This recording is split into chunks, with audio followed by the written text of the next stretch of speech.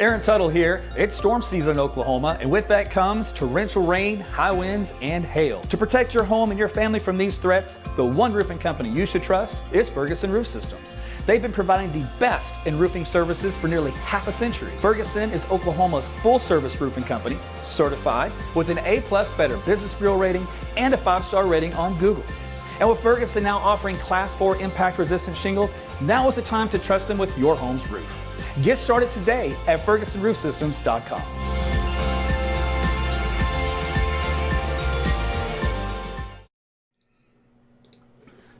Hey everyone, Meteorologist Aaron Tuttle with you. It is about 9:30 on the dot here at the Live Weather Center from the AT Studios. So we're going to talk about the severe weather threat coming up in our extended outlook way out there. We're looking at Monday.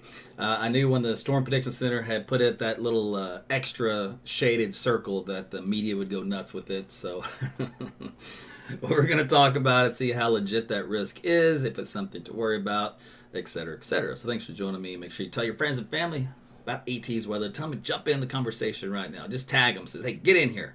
Don't be late to the party. So see you guys out there on the Facebook world. So appreciate you checking in, and tell me where you're checking in from. I see Henrietta's in the house. Are we doomed? Well, we'll find out here in a minute. It might be a good time, though, to go ahead and clean out the storm shelters. If you haven't done it already, I don't know why. It is, April 10th?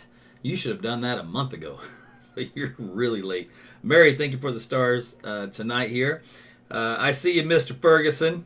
So remember, if you ever have any roof damage and you want a 5-star treatment for that roof repair, for both reliability, for both professionalism, for both courtesy, the job, everything, reach out to Mr. Ferguson. So they're a sponsor here of mine. I've known Jamie forever, and you won't find better people. I love good people. I work with good people. So I'm a good people person. If you're not a good people, I don't want to know you. So he definitely fits that bill. So again, on the Facebook world, I'll put in the comments section here. You can join the Facebook broadcast channel at any point in time during this broadcast, or come back again another time. That way you don't miss a notification when I do go live. I usually put this just a little quick blurb just to let you know that I'm going live here soon, so you don't miss it either on the broadcast like this or when I do go live to cover tornadoes. That way you're not late. You do get the good word. All right, I see you out there on YouTube. Jim's checking in from Mustang. The Village is in the house. Dell City's here. And Darko's here. Macintosh. You guys are all over the place. I love it. Good evening, Christy. Okay, YouTube or Rumble. Thanks for tuning in on Rumble. I know you're out there. Okay, so let's get on with the program, shall we? Let me close this window and close this window. And I think the rest of those are good. All right, so let's load this puppy up. So we're just going to kind of focus on Monday, because obviously that's why you're here. So let's be rather short and sweet. You're like, what? You're never short and sweet. I really am sometimes, when there's only like one thing to talk about. Okay, so here's a look at the Storm Prediction Center. All right, so they have drawn a very large area of severe weather potential here, with a little highlighted ring right here across the I-35 corridor and points to the west, kind of covering the western half of Oklahoma, if you will. And they talk about the verbiage down here, which basically means it looks pretty ominous. There's a lot of ingredients coming together, which could spell some trouble. Therefore, let's go ahead and highlight it. But there are plenty of uncertainties. So that is always the limiting factor, is uncertainty. See that real word right there? I even highlight it for you. It says uncertainty. Because obviously some things can still change. We're going to tell you what that looks like here in a minute. Okay, so again, that's from the Storm Prediction Center. We do look at some of our, we call them the AI, the preliminary AI, really, language models out there, language learning models. And this one from CSU does also have a pretty large ring of where it does have potential for severe weather for Monday. And the Storm Prediction Center is on the right. So you can see how it compares. So the humans on the right, the computers on the left, and they both kind of similar into their thinking. All right, now what if we look at the analogs? We go back in time and we try to find some similar type setups, because remember, not every setup is the same. That's why it detests me to my core when someone says, it looks just like May 3rd. It looks just like May 2013. My response is STFU. You're an idiot. So no. No two systems are ever the same. There's always some change, some difference. Now, what we're going to use is AI in the future, starting now and forward, to try to find similarities, enough similarities to rerun the scenario over and over and over again until it thinks it can get it right. And from that point in time, even though no two events are similar, or the same, I should say, it may try to find enough similarities to produce a more accurate forecast, which is way better than just gloom and doom, hyperbole, and getting everybody worked up. But that's just me on my preacher soapbox. So we'll go back in here to what the analogues do say as far as past cases go. And they do highlight a little area here of enhanced severe weather potential across the western third of Oklahoma into the Texas Panhandle. Again, this is assuming that nothing were to change from this point forward, given what the atmosphere looks like today. If you break that down into wind, it actually has the wind component down to the east, which makes sense because the storms will weaken and they'll kind of crash, or fall apart. And as they do, they'll release a lot of wind gusts overnight. Hail is higher probability out here across the west, where the storms are the strongest, with max daytime heating, so the tallest, the largest updrafts, etc. And then the tornado split up. This was interesting. So it kind of split the difference. Had a little bit of a 2% ring down here, and then a 5% ring up here. Now, for being this far away, that might be substantial, but look at the scale. It goes from 2 to 5 to 10 to 15 to 30 to 45 to 60. Now, would you say 60% is substantial, or would you say 2% is substantial? I would say the 60. But again, we're so far away. Would this change with time? Possibly, but we'll see. But this is still the early stages of the game. All right, so if you zoom into that, this is what the threat level looks like with a couple cities and the highways on it. So from Oklahoma City out to the west. Now, will it be exactly in this corridor for the enhanced? May not be. Will it be enhanced at that time? Could be. Could it be moderate? Yeah. So we'll see. Those kind of decisions aren't made until we get closer to the event. So let's take a look at the overall schematics of what we have here to work with. So we'll look at the European model for one. And what we're going to do is we're going to overlay the different models with the upper level millibar, 500 millibar pattern, because that's where the devil in details lie. All right, so the European, which actually has not been consistent as far as the placement of this low, just so you know that. So in other words, there's still wiggle room going on. But right now, the model has it centered over northeastern New Mexico, southeastern Colorado. Now, that would be a favorable position for some severe weather here across the far eastern Texas Panhandle and western Oklahoma. If we do look at the Canadian model, it has a very similar look, not quite as deep, doesn't have quite as much lift, but a very similar location with the low just to the north, right about here. Again, pretty favorable, but maybe more of a capping situation with a little less cooling aloft. We'll see. The GFS, the American model, is way out here. This is a nothing burger for Oklahoma. This is a storm maker that fires up way in the Texas Panhandle, and by the time they cross in Oklahoma, it's well after dark and they weaken quite considerably. All right, with that scenario, let's go to the Icon model. The Icon model is like, you know what, I'm out of here. I'm already across western Kansas, and most of my lift by late in the evening is already pushing through the western half of the state, meaning that most of the inclement lift would be along the I-35 and points east for eastern Oklahoma and into southeastern Kansas and western Missouri. So completely different outcome from the others. And then if you go to the UK Met, it also is ahead of the curve, like the Icon model, the German model.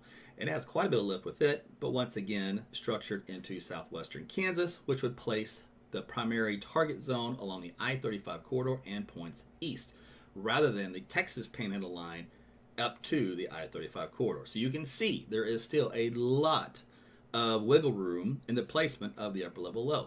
And when you're talking about these storm systems, sometimes the exact track and the timing as to whether or not it comes out in the late afternoon, or it comes out overnight, or it comes out in the morning, sometimes that's not known beyond about 48 hours to 72 hours out.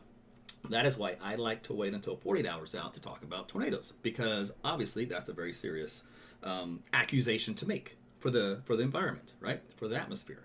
If I'm going to tell the atmosphere you're going to cause tornadoes for everybody, well, that's a pretty serious accusation. So I better back that up with some facts, right? So I like to wait till about 48 hours out so that we do know most of the facts. Not all, but you do know most at that point. All right, so we do take a look at some of the parameters in the atmosphere. Let's just say the European is right? We threw all the other models away and we say the European is king, so let's just see what it has to say. So this is the upper level millibar pattern at 300 millibars, and it has a nice jet right across the western parts of the state on into the Panhandle. Again, when these storms will be nice, big, and strong, that creates lift in the atmosphere at the upper levels. If we go to the mid-level atmosphere at 500 millibars, we also have a nice jet streak, pretty much going over the same area. So it's a good, nice southwesterly flow aloft when you get into that level. And the speed is up around, we talked about looks like close to 100 knots in most cases for both cores. All right, so now let's go down below because you have to have some shear. You have to have turning in the atmosphere. So let's see what this is. So 850 millibars.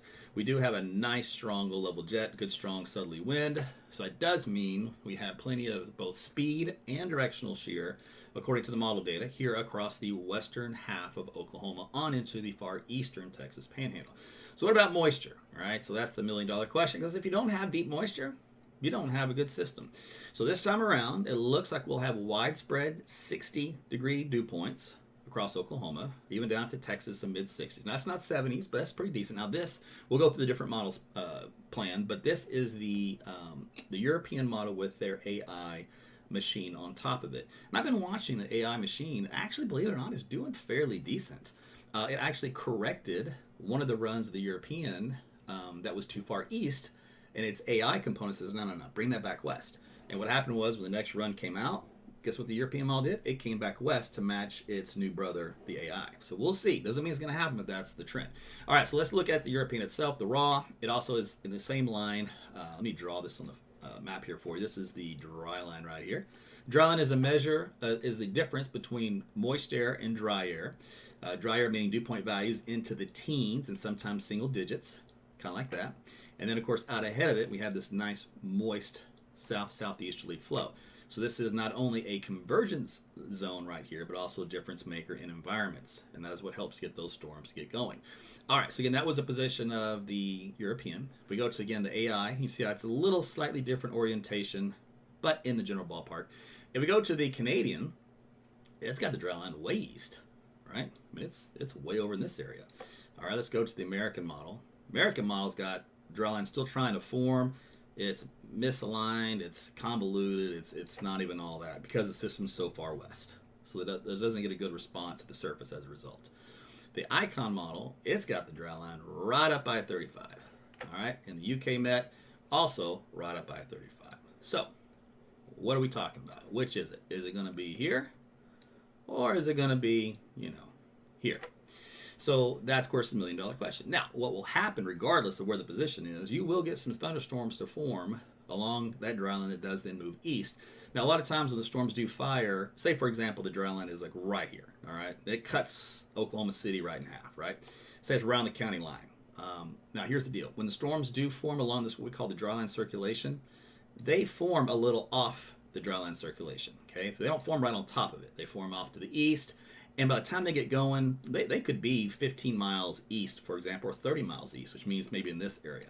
So if you do have the dry line, for example, forming across the I-35 corridor, then what would happen is Oklahoma City misses out on anything horrific. It's all east of there, and then you have to kind of watch east of Oklahoma City between there and Tulsa as where those storms be more mature and have more ingredients to work with. So keep that in mind when we do look at these type of situations. But let's just assume, for argument's sake tonight, that the European is right. So we'll go back to the European of this, and we'll show you what the forecast sounding looks like. So I'll just pick a point here.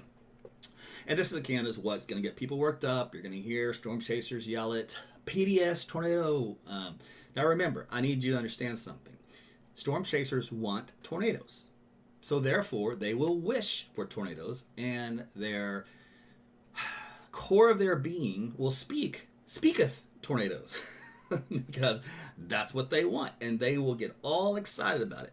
They will not look at the negative aspects of what can prevent the tornadoes. They will keep looking for something to tell them there will be tornadoes. So when you see all that posting online, just know where that's coming from. So we'll take example for this, for example. If you were to take the European as is and say, this is it, this will be the atmosphere that day, that time, out here in western Oklahoma, what does it look like? Well, initially, the cloud base is just a little high. But outside of that, it has a ton of shear, so 500 plus meters per second squared. It has a possible hazard up what they call a PDS tornado. So what does that mean? That means particularly dangerous situation. And why is that? Well, it's because the storm, the tornado parameter index, significant tornado parameter index, is this little red bar right here. is up into the EF4 category. All right. Now, I will tell you this: EF4s and EF5s are extremely rare. They make up, I think, it's like 3% or so of tornadoes, of all tornadoes. All right. Obviously, statistics-wise, that's fairly rare. So just because it says that's going to happen does not mean that that's the outcome. The photograph, though, is quite supportive of a nice-looking supercell that would produce some tornadoes. But that's what's in the docket there. And then Cape values are very decent, plus 2,000. It does have, I believe, still a little bit of a cap right here. And that's going to be something we're going to look at here in a second as well, because the cap is important. Because sometimes you could have these great setups, and right here at this level, you will have a stronger cap than what the models thought was going to be there. And that can happen all the way up until the day of the event. The models will miss that cap all the time. If the cap is too strong, guess what happens? You get nothing. Now, that is where you have to have good heating, good mixing, and that storm system has to be close enough to bring in cooler air to break that cap, all right, with all those things combined.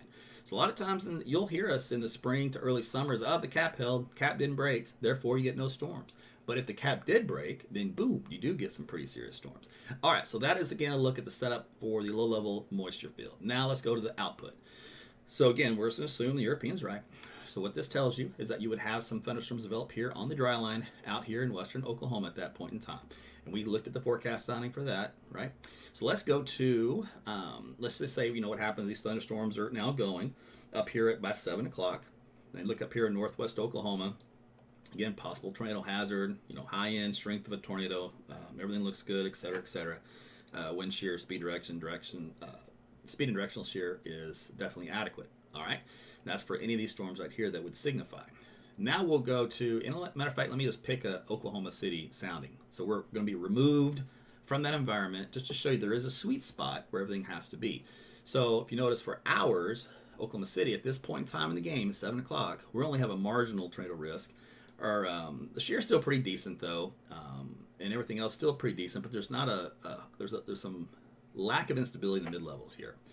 All right, because it looks like that's a signature of a pretty decent cap that's still kind of hanging around, even though that this model is not high enough resolution to detect it at that level, but that's the signal that it tells me. So what we'll do is we'll go another hour, 3-hour window out. So if you noticed, again, that storm that was here moved up to this region, and that storm that was here moved to this region. But it looks a little weaker to me. It doesn't look as strong as it did on that last panel. So let's take a look and see what the atmosphere looks like ahead of it. What do you see? See that right there? That's the cap strength building in. You know what else you see right here?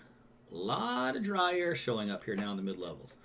All right, so that's a couple of negatives. So in other words, they may be, let's just say, again, we had some really good tornado-producing thunderstorm or two that broke the cap out there off the dry line in western Oklahoma.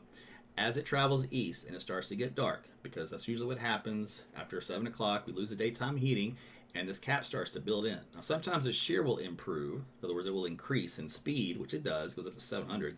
But you offset that with the cap that builds in. That means no additional thunderstorms can happen. And what it also means is unless a particular storm is rooted really well, and it can ignore this cap, it will start to diminish and start to decline. If you have a lot of this dry air that comes in, that mixes down within the storm system itself, within the supercell, then it's now fighting for rich, deep moisture as too much of it is kind of dispersing and being replaced with drier air. So these are living, breathing organisms. So you start to give them an environment that wasn't as favorable as before, and it will weaken over time. And so that's what this signifies. Now, if you were to go over here to Tulsa at this point in time, to show you guys at 10 o'clock what happens for you guys, you have a monster cap. All right, so you guys are completely storm free for this whole thing on Monday. All right, so let's see what happens as we go into the next hour or 3-hour window. We get to 6Z, which is about 1 o'clock in the morning. As these storms have moved through the state, and now they're up here in eastern Oklahoma, moving into Tulsa, you don't even see any red on the map, right? Indicating again that cap built in, the storm's weakened. See right here, the cap's still there. And the hazard type, none. In other words, it's just rain at that point in time. So those things are just completely falling apart. Up here in southeast Kansas, you might have a little bit of a weaker cap, therefore there might be a little bit of threat continuing. So that way the marginal tornado's still there. Still a little bit of a cap here, but not nearly as strong as it was just across the border in Oklahoma. So that's why these little cells here look a little stronger. So if you were to take that output of rainfall, we can look to see what the European is implying. Is it implying supercells? Well, we can tell by the rainfall track over a 6-hour period. It definitely thinks this one was a supercell, and this one was a supercell, and this one was a supercell. It also looks like this one was a good supercell here, and then these were short-lived right here. Didn't last very long. Looks like the cap was too much for these guys down here. Didn't have much umph with them. So the take home then would be that you would have a few favorable supercell storms out in this part of Oklahoma during the late afternoon, early evening. And a few of those, if they hung together or formed in time, would move through central Oklahoma, but not last for too long because it's getting late. And then where you have cooler temperatures aloft, where the cap isn't as strong, they go a little longer after midnight up across southern Kansas, far northern Oklahoma. So that's the take home, where you have diminishing activity to the south and more numerous activity, or at least longer lasting activity to the north. So that is the take home of what we see right now in the model data. Temperatures, by the way, we're looking at it. We're going to be warm over the weekend. I mean, good grief, 86 on Sunday here in Oklahoma City. Woo! Otherwise, 70s for Friday and Saturday, so a great looking start. Still a little chilly tomorrow, and then 80s for Monday, Tuesday, Wednesday. Extended outlook looks pretty good there as well. So that's everything in a nutshell. So what you would do at this point in time with this data is the same thing I would do. So yeah, that's interesting. Setup looks pretty decent. So what can go wrong? Well, a lot of things. So again, we talked about it. The upper storm system can either be too far east or too far west, and that affects where storms develop here in Oklahoma. The low level moisture seems to be there, but if for whatever reason that didn't quite materialize, we had dew points in the 50s, and that's a big negative. All right. Let me think. The cap strength can be severely under forecasted, and if it's too strong, if that temperature aloft is too warm, then you get very few or no storm development at all. And if the storm system that does come out, let's say it shifts north a little bit, or it doesn't have quite as much lift within it on the southern fringe of it than it does, say, more than the central part, then you really don't have enough brute forcing to force storms to develop if there is that cap in place. So there's a lot of things that can go wrong on those type of situations. So, when you see that stuff, I have seen many forecast soundings 4 or 5 days in advance, and it looks ominous, and then I see them completely turn around and go, what are you going to do? Oops, one of those things when it comes to the event. So at this point in time, just realize there's probably going to be a few storms on Monday if things are aligned just right, and a few of those may produce tornadoes. We'll see.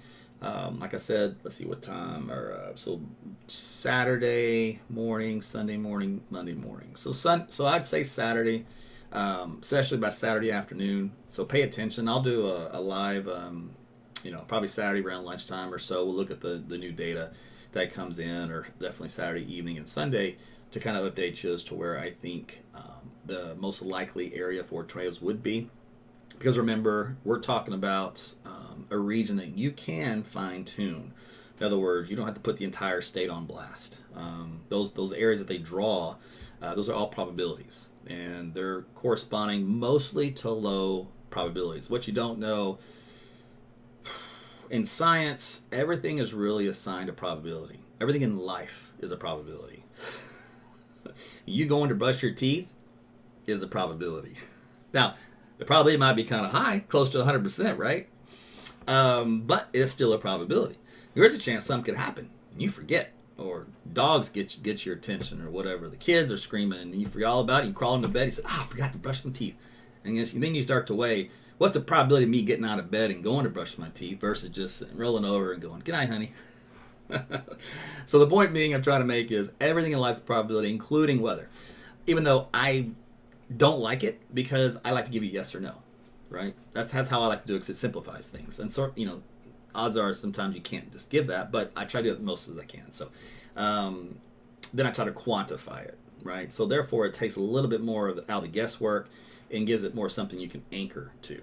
So what those probabilities are from the Storm Prediction Center and these models is a very low, 2%, 5%, 10% chance of a storm somewhere in the area. Well, you do math, you can go, well, that's 90% chance. There'll be no severe storms in that area. That is correct. So again, maybe keep that in mind. And even when we do have storms where they're most certain, and they're going a high risk or moderate risk, it is still a probability that's barely over 50%. in those cases. There's never 100% probability when they're talking about severe storms and tornadoes, etc. Even though the colors get more dramatic, right, and the verbiage gets more dramatic, there's still a probability factor assigned to it because it's just in case, CYA, right? So when you do see all this kind of stuff, just kind of keep that in mind, because otherwise it's just words that's been used. It's a slight risk, it's an enhanced risk, a moderate risk, a high risk. I will tell you there's very few high risks, and majority of the high risk busts. In other words, they don't actually ever match that type of in heightened category. So they're not typically used a lot because of the bust potential there, and sometimes they wait to the very last minute to put that high risk out. So, but either way, when you do see the risk, whether it's low or high, you pay attention as you normally would do. So make sure you use my weather app, AT's Weather to Go. It's free, Apple, Google Play. Doesn't cost you anything. So if you click on something, it wants your credit card. I don't know what you clicked on, but it wasn't it wasn't for the app. You can get a NOAA weather radio. You can predict or put your zip code in there, so you can program it. So I was trying to say, so it only goes off, if it's in your specific area.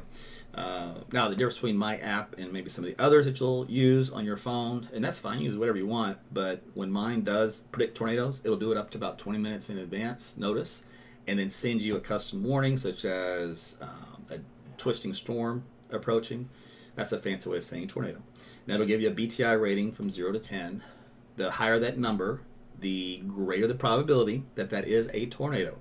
So a lower number equals less of a probability, but the greater number equals a higher one. So if you see one that's like a 1 or 2 or 3, it's low probability. It means rotation, and I certainly wouldn't ignore it. But that's different than seeing a 7, 8, 9, and 10, which is always the case a tornado. So that's kind of how you can look at that. And there can be a little varying in between based off the environment for weak or strong tornadoes. But the point is, if you get a twisting storm alert and you're on the immediate path because it goes off your GPS and or the address you put in, seek shelter.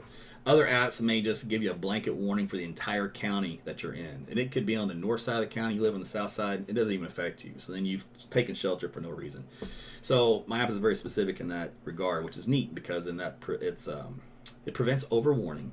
So it increases the POD, which is probability of detection, and decreases the FAR, which is the false alarm ratio. So you always want a high POD and a low FAR. So that's what my app does. That way you can sleep well when you need to, and then seek the shelter when you need to. But never discard, or not pay attention to a tornado warning. That's obviously your time to get paying attention. But again, that's just extra detailed information that would help you out and your family. And you can use that all across the U.S. and you can plug in everybody's address you want, all your family, let them know that you've got their back in case they don't want to put on their phone or they can't put on their phone, maybe they're out of space, whatever the case may be. So you can look that up at AT's Weather to Go. And of course, I'll cover tornadoes live should they occur. I normally don't cover just regular thunderstorms, as you guys have come accustomed to, because we get those all the time, and they're just regular storms. Obviously, the ones with tornadoes are the big ones that we would pay attention to here. If it is a case that, let's just say, I can't broadcast at that point in time for whatever reason, all right? And all the people you watch on TV, they get you at an anxiety level you can't deal with, all right? So that worst case scenario, and what a lot of people do is mute that channel, that person talking. What you can still see, though, you can still see their radar map. You can still see if there's a storm tracker or a helicopter shot, and they'll put in the Chiron, which is on the front of the screen, they'll put the location of wherever that person is to tell you where it's at. So therefore, you don't have to hear anxiety triggering words or inflection or anything overly dramatic, right? But yet you can still get the information. So worst case scenario, you can always do that, all right? Of course, you still got my weather app because that gives you the same information. You can tap all those little arrows in the cells. It'll tell you what's in them, tell you the movement, tell you if it's got big hail, all that time stuff. But even give you times of arrival. So all that's in the app. You just have to keep pressing buttons. Don't be afraid. You won't break it. And then that's about it. So if you're new, welcome, by the way, from California, out of state, you're like, whoa, new here. And somebody said, man, you got to follow this guy. A, buy that person a beer because it was the right call. And B, so when you do watch my storm coverage, remember I used to work in television for 12 years. So I built the TV studio in my house. So I did everything I do here that I used to do at the TV station. I don't have anybody in my ear cracking the whip saying more energy, more drama, more this, more that. I don't have to answer to anybody. Just answer to me. Therefore, I can take a nice, calm, cool approach, laid back. Honestly, I could probably even put you to sleep. That's how calm it is. And then what I do is I provide only science. I break down the exact storm, why it's going to do what it's going to do, why it's not doing what it's doing.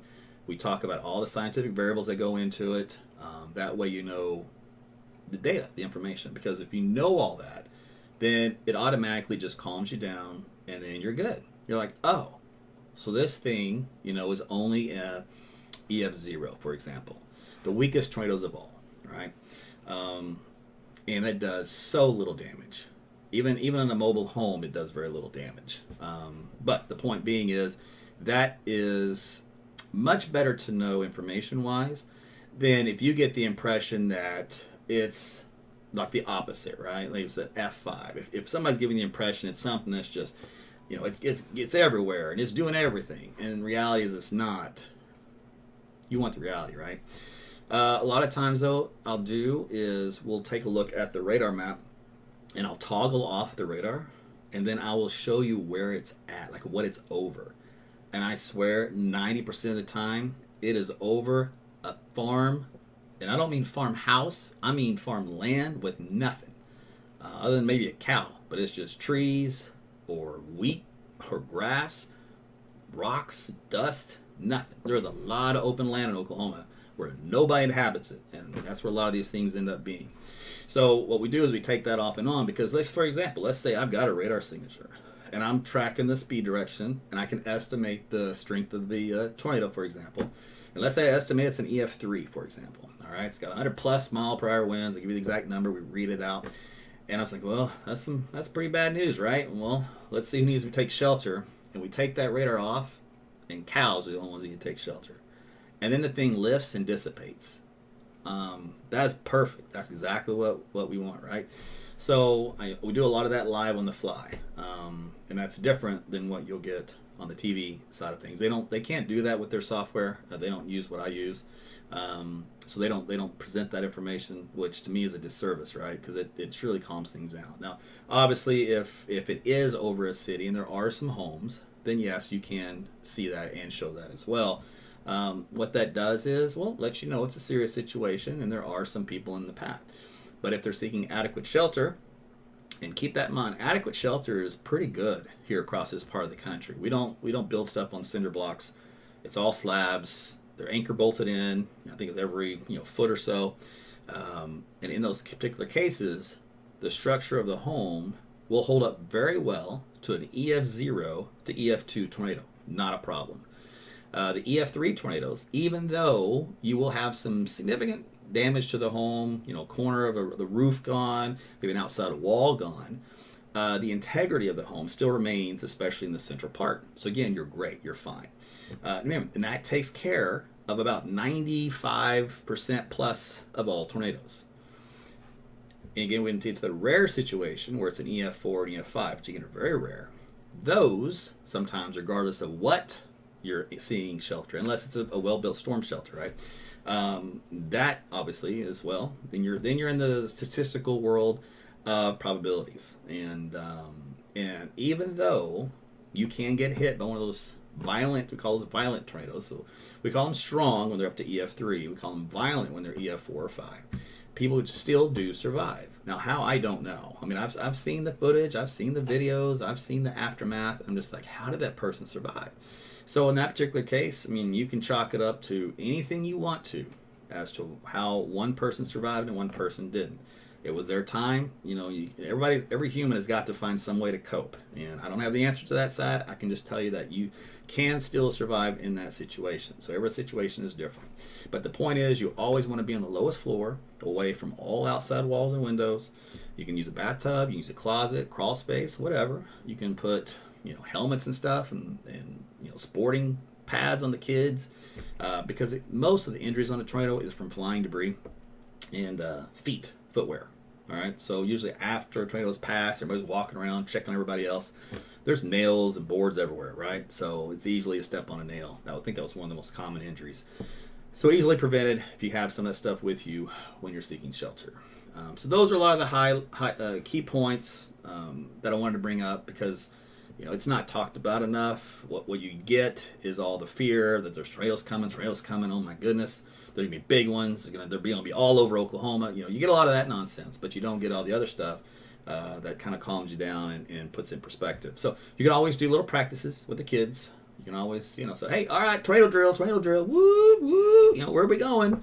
You can watch all the little tykes run around and get to a little safe spot, right? And then, as with anything, human nature, repetition is key. So it gets ingrained. It's like muscle memory. So it's just like, you don't even have to think about it. You just do it, right? So you say tornado, and all the kids just do it. There's no panicking. There's where do I go? There's none of that nonsense because you programmed them. You've conditioned them. And remember, life is all about programming and conditioning.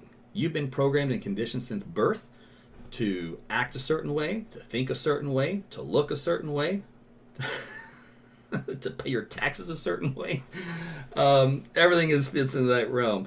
A lot of that's negative, some is positive. So you can be the positive part of the conditioning and programming for your kids and family in this regard for severe weather safety. So that's my advice to you there, which I hope is helpful. All right, so this kind of went on a little longer than I thought. I told you it was going to be quick, and it was, just the weather part. And I thought I'd give you some life lessons afterwards. So, but there you go. The other thing I'd like to kind of point your attention to, and it's not your fault, but I will say it's out there. And every time I make a post about this, people all get all worked up over it. And honestly, don't get worked up over. Just pay attention. So, the weather industry is unregulated. All right. So, what does that mean? Well, the medical field. Is the medical field unregulated or very regulated? From drugs to the doctors to the hospitals, right? Now, sure, you're going to have some bad apples in there and you're going to get some problems, but for the most part, it's regulated and those people will pay the consequences. In the weather, there is no regulation. You can have any Tom, Dick, and Harry out there saying anything they want to. They can have absolutely zero qualifications. They could have absolutely zero knowledge, and they will be all out there, all over the interwebs. And you might be following a few of those people.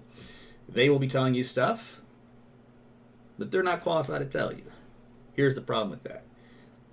If everybody could sniff out a con man, there would be no con men.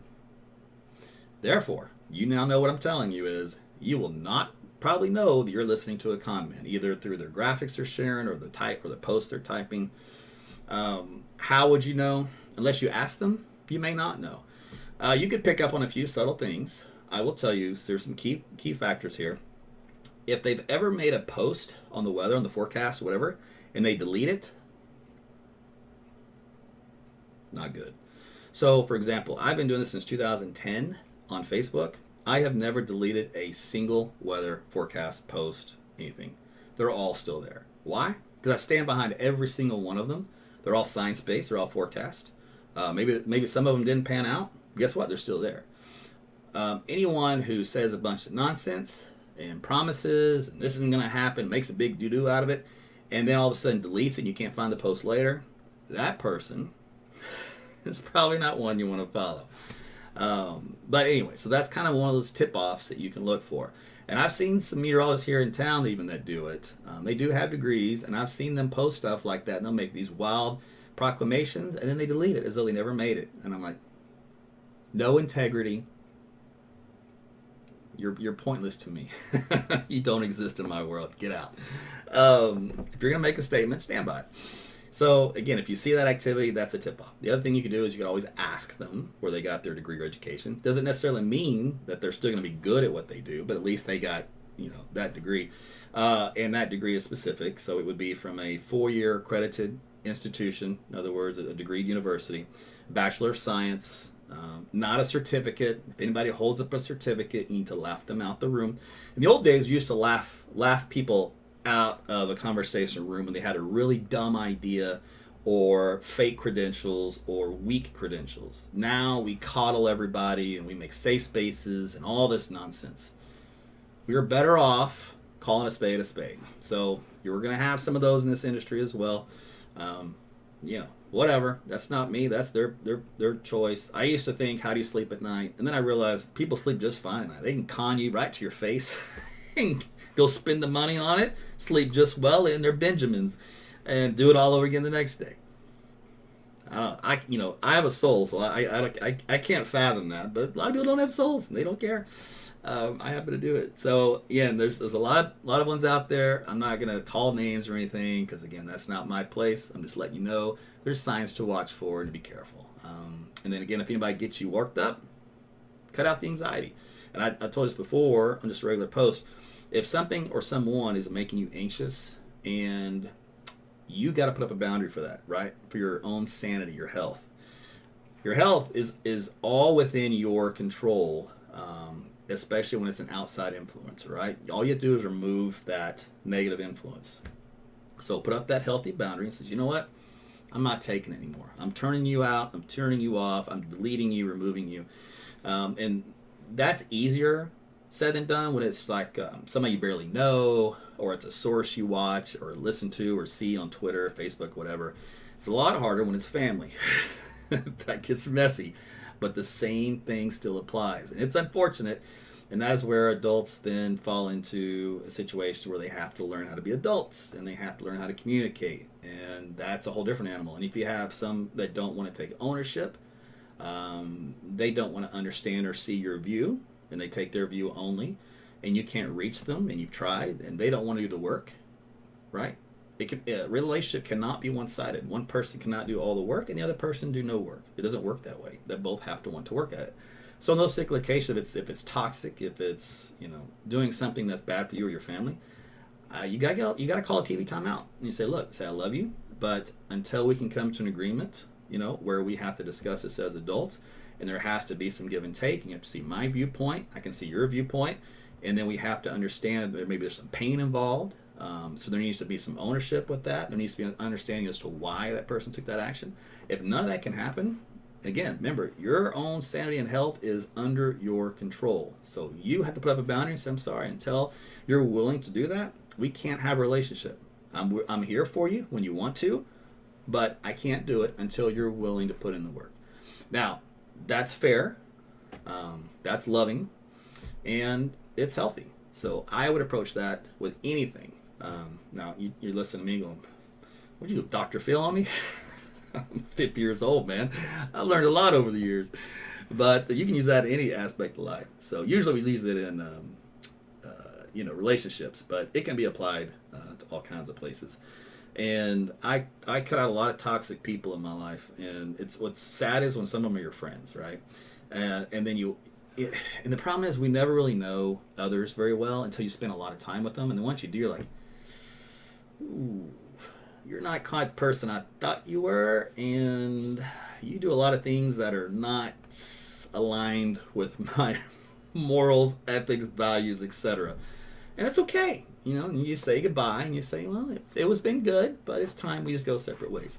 So that happens a lot as everybody grows. Not everybody grows to be better. There's a lot of people that grow to be worse. Why? I don't know, man. I can't understand that. I see my elders, my grandparents, oh my gosh, they were like the most sweetest, loving people you could ever meet. And then I'll meet some of the people their age, and I'll be like, ooh, whoa, boy, you're a handful. I'm just like, man. So anyway, I don't know how I got off on all this diatribe, but anyway, so that was it. I got to get out of here because I got things I got to do. I get ready for work tomorrow. So what I'm going to do is, let's see, tomorrow's Thursday, so I will probably do a lunchtime live, which will look at some new data probably, and then maybe even Thursday night. Friday, I'll probably take the day off, and then we'll be back on Saturday and Sunday to fill you in as well, to see if there's going to be still a threat for severe storms and potential tornadoes. And then we'll outline all the details then. All right, listen, thanks again for liking the video, sharing it, being a follower of AT's weather, and telling everybody else about it, and downloading my weather app, all that kind of stuff. Everything helps. It's all good. It's good for the algorithms. It's good to let other people know. Remember, this whole thing was built from you guys organically since 2010. I was just out here playing around and just trying to help people, and it just grew and grew and grew, and here we are. So I hope you guys have been from day one. It's been a long ride.